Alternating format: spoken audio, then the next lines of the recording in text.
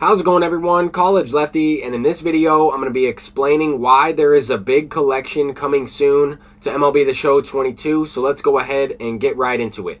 I think the earliest we would see a collection like this would be May 14th, but it is more likely that it will take place sometime next week, between the 15th and the 20th, because the Battle Royale program is going to end in about 6 or 7 days.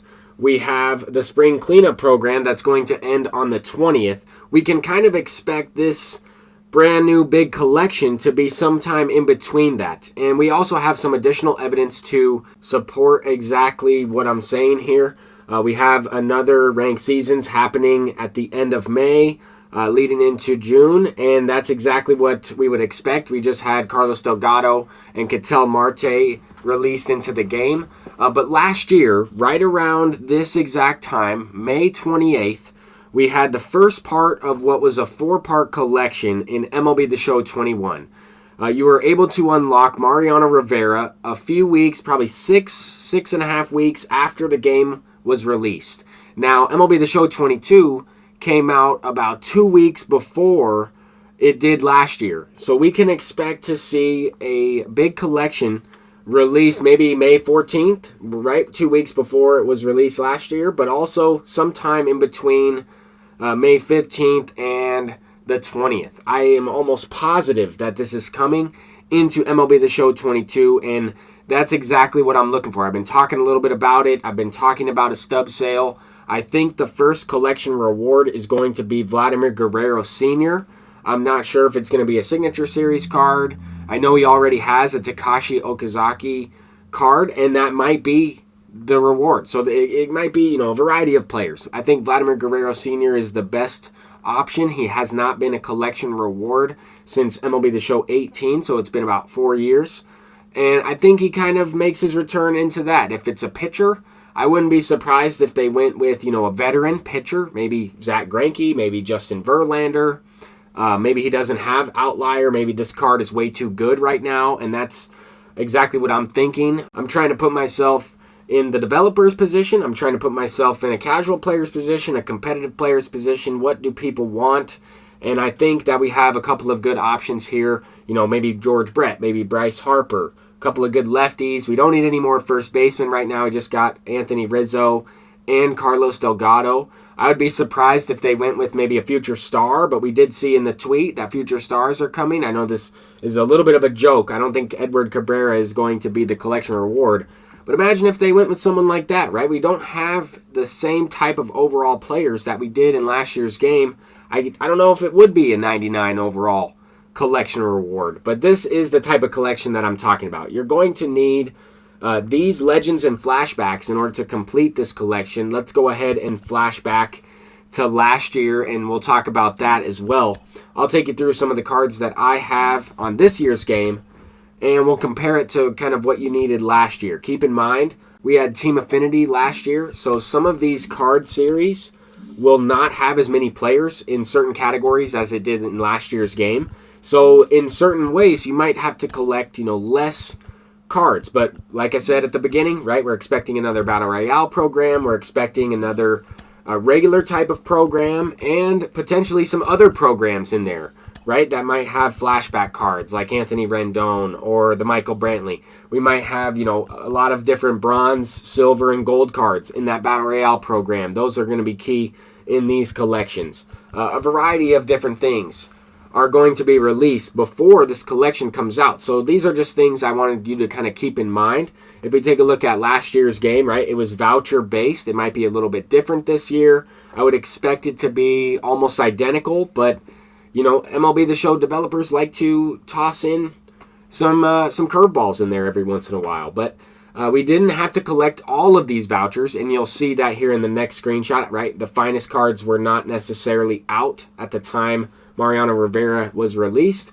So there will be things that are added in, right? Shohei Ohtani and Jackie Robinson were different collections. You might see Adley Rutschman and Joe Mauer featured in here, right? Instead of a prospect voucher, or instead of the cover athlete voucher, we might have those two player cards where you have to collect a certain amount to obtain them. Last year you needed, 8 milestone cards. This year it might be more like 3 or even 2, because that's all we have right now. But we don't know. I'm just trying to let you guys know that there is a big collection coming soon. You don't have to complete this on the very first day, right? This voucher for Mariano Rivera in the postseason program wasn't even available when Mariano Rivera was released. So there will be other ways and different ways to get these vouchers over time. You don't have to collect them all right away. The card's probably going to go for over 1 million stubs. That's kind of how it is. It's a big collection for, serious hardcore players. As you can see here, the prospects were a part of it. The prime cards were a part of it. Some of these prices will be fluctuating, right? People will be locking these cards in and completing the collection. Then you won't be able to sell that card anymore, obviously, and that will affect the price, right? Supply and demand will come into play here, and we have an opportunity to make a lot of stubs. We have an opportunity to lose out on a lot of stubs, depending on, are they going with Battle Royale Rewind packs already? Are we going to get World Series Rewind packs already? Because we already have Event Rewind packs. There are different things happening in the game, but I'm trying to provide as much information as possible. This is going to happen, right? I might be off a few days. Last year, I was off about a week, but I was really close, and I've been correct a lot more times than I've been incorrect when predicting this type of stuff. Maybe not necessarily the player and the rewards that are featured in here, but I was right about a lot of things so far this year, and I'm confident in saying that this is going to happen soon.